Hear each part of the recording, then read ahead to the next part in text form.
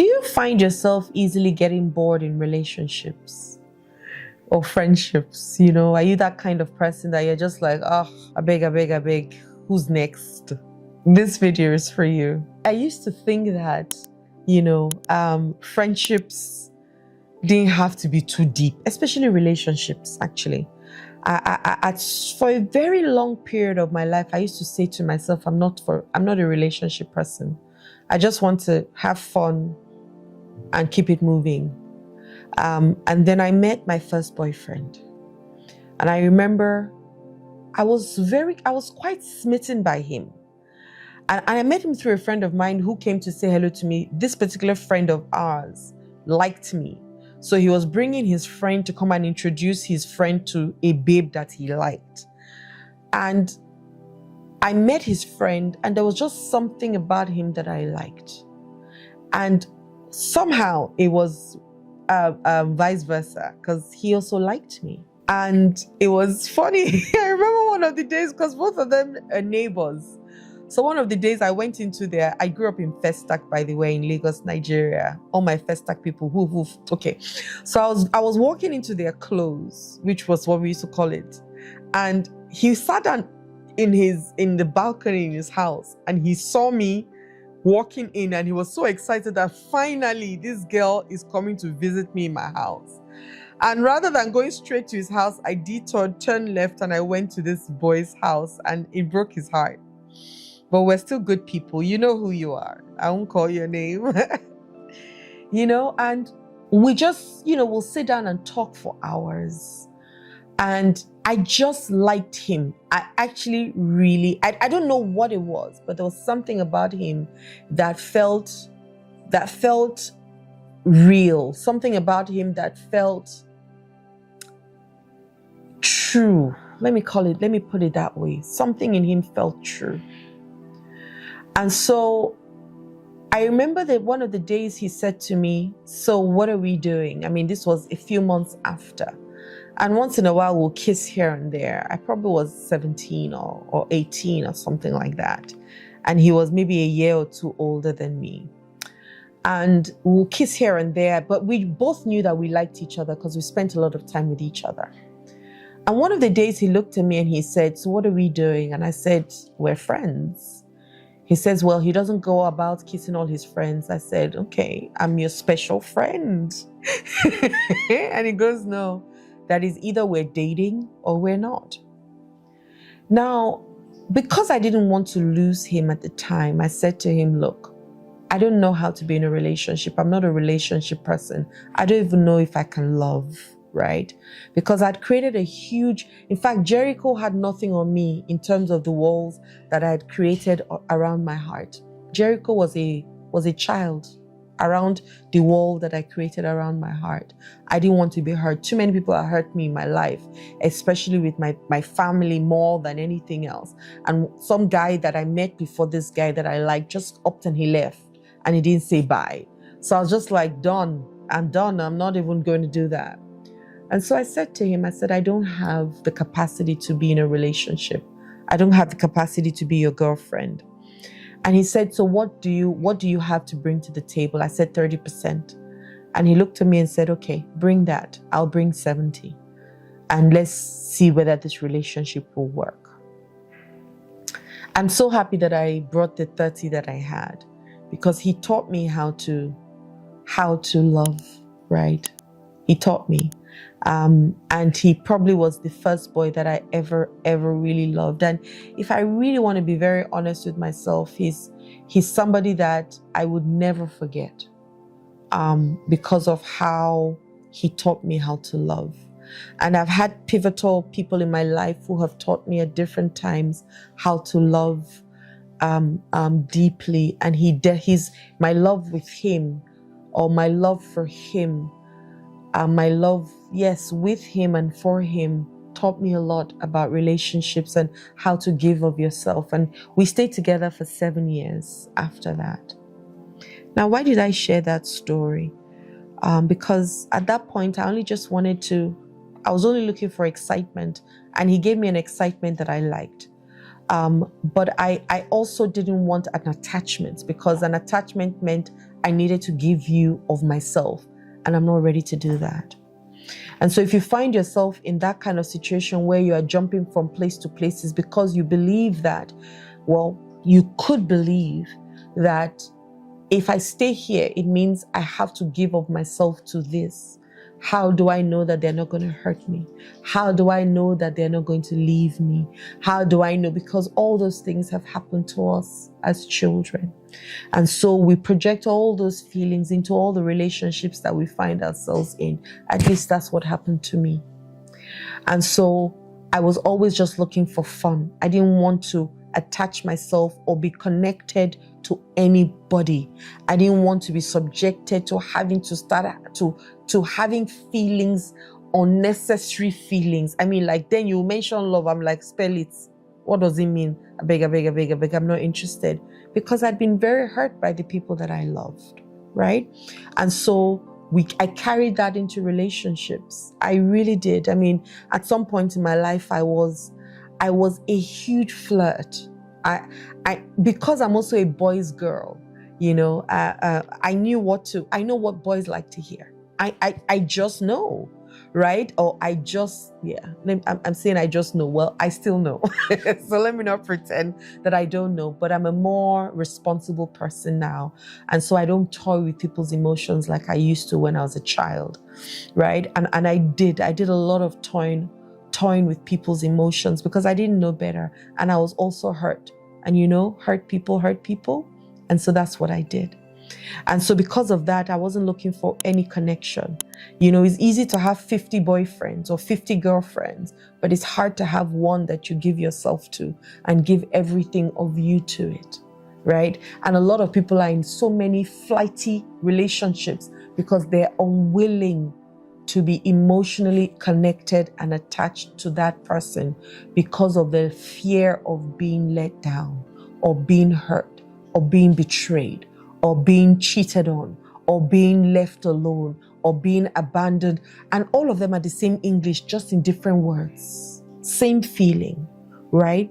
And so if you find yourself doing those things and jumping from friendship or relationship to relationship because you're looking for the next best thing, the relationships are not the problem, because the relationship is perfect. It's the people in it that have the challenges. So you want to sit down and really ask yourself, what do I need to do to be grounded within myself and like myself enough to be able to feel safe with people? How can I give of myself and feel safe in the giving of myself, knowing that people actually do care about me and people want the best for me? You've got to get to that point for you to be able to stay grounded in friendships. And like I said, choose your friends. Don't allow your friends choose you. Choose your friends and choose them for, not just for benefit, but choose friends that you don't mind being like. You know, I said that the last time.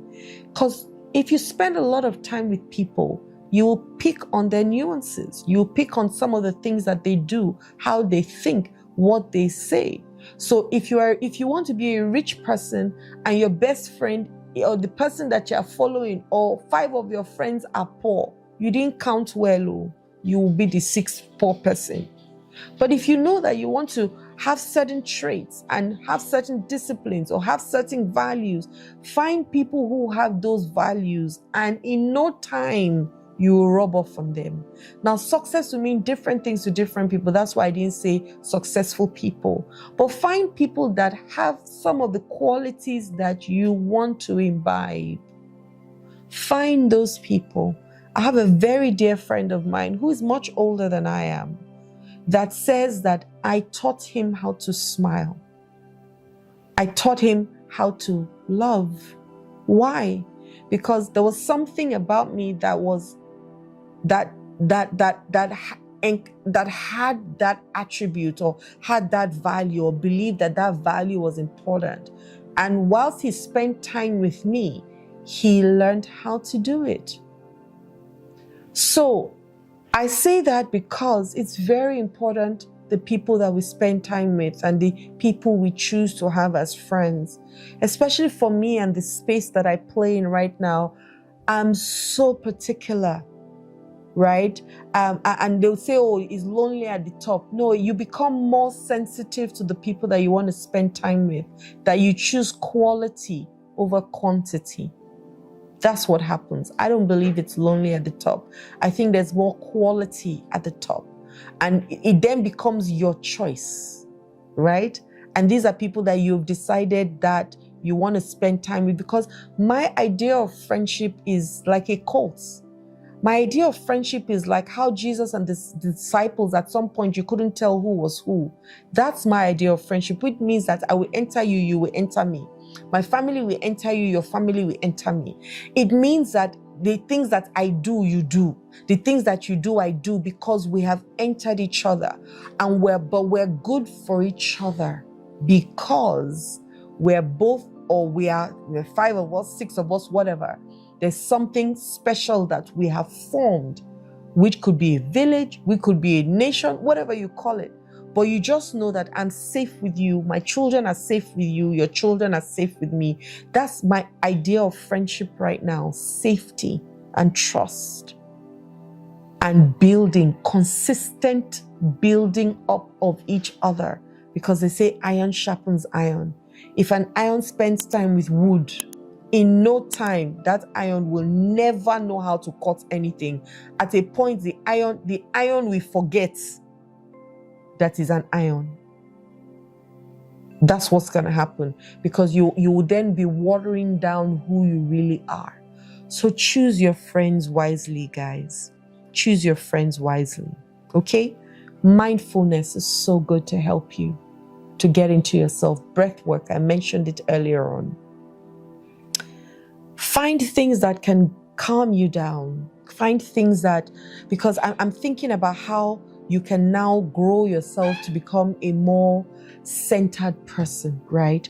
And come out of the dysregulation and all the things that the trauma and all the things that you are living, all those things, because it's once again, it's a fight of your nervous system. So you either freeze, and we all know those words. We freeze, we fight, we know all those things. We flight for some people, and some people, they are fixers. They just want to keep fixing. Calm down. You're not Jesus. And they say, don't be El Shaddai, else you shall die. Just relax, guys. Okay? So choose your friends wisely. But you can only choose your friends to the extent at which you have become. And I like always saying that, because it starts with you first. If you are a decent, disciplined person, you will most likely connect to a decent, disciplined person. If you're a procrastinator and you're somebody who just likes to gossip, you would attract somebody who likes to gossip. So for you to find, if you're somebody who is always running away from friendships and you cannot connect, you will attract somebody who will do the same. And half of the time you will think it's the other person that is doing it, but you are doing it as well. So find that healing, find that place of comfort. Like I said, mindfulness is very good. Breath work, hypnotherapy, coaching. Finding yourself first is where you start from, because you can't heal, once again, what you don't know. And you cannot treat it. You can't, unfortunately. Otherwise, you'll be treating something else when you are actually dealing with something else. So, my first question was, do you find yourself getting very bored in relationships and friendships? If your answer to yourself is yes, then you want to find out why. You want to find out why. Because there's something in you that is stopping you from pitching your tents and building proper concrete houses with people. Because what if is a question that you're consistently asking, and they're all negative. What if he leaves me? What if she leaves me? What if she runs away? What if and you're consistently in that what if state of the negativity. Because the truth is, what if they don't? And so for how long are you going to keep running from one relationship to the other? Be like me. Give 30% and receive 70% and learn how to love. Okay? Hi there. My name is Adeola Kingsley James. I hope that the videos that I've been creating are really, really helping you. Don't forget, subscribe, like, and turn on your notification bells. I look forward to hearing from you. If you have questions, send them to me. If you have challenges, send them to me. The reason why I exist is to help you, right? To live a better life. So don't be shy. Don't feel like you're bothering me or disturbing me. Send me DMs, send me messages so that we can reach out to you in return and help you through this process of life, because life is lifing for us all. Yes? Let me be your sister in the journey. Have a wonderful day. Love and light.